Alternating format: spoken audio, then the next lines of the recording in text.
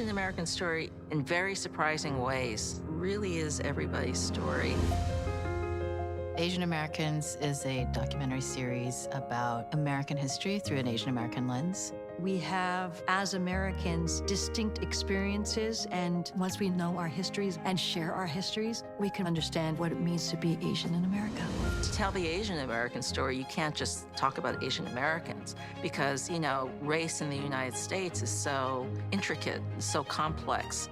It was not too long ago where Asian Americans were excluded from entering the country.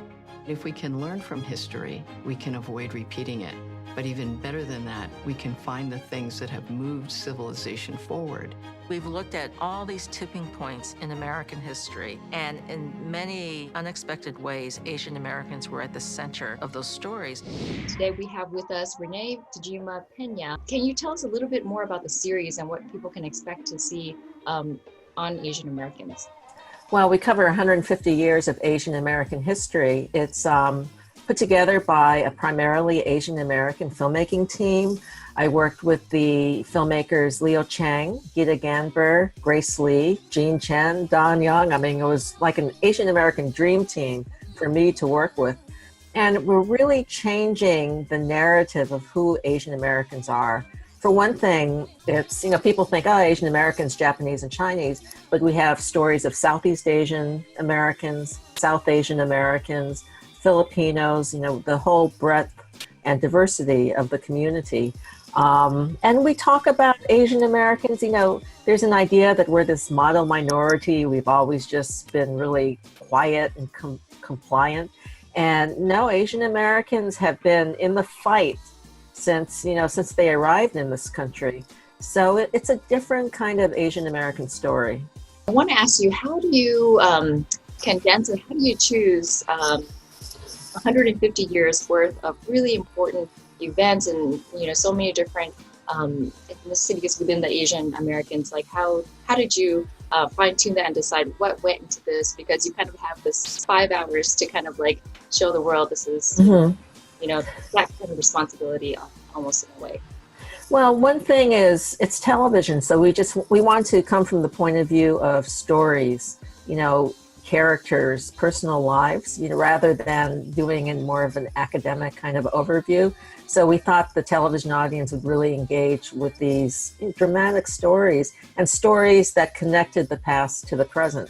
A Japanese American woman, Satsuki Ina, who was born in a Japanese American World War II concentration camps. My family, I'm Japanese American. My family was all incarcerated in camps during World War II, except for the men. My dad and my uncles were all in the U.S. Army, ironically, while their families were behind barbed wire. And Satsuki was incarcerated in Crystal City, Texas, with her mom and brother. Her father was separated from them in another concentration camp elsewhere. And she returns with a group of Japanese Americans to Crystal City, and then just down the way, about 40 miles, is Dilley, Texas, where there's a huge family detention center for immigrants who have tried to cross, for many times for asylum at the southern border. And they were the Japanese Americans were there to protest the separation of families and protest the detention of these immigrants, because we know in our past, as Asian Americans, we've been in the same boat.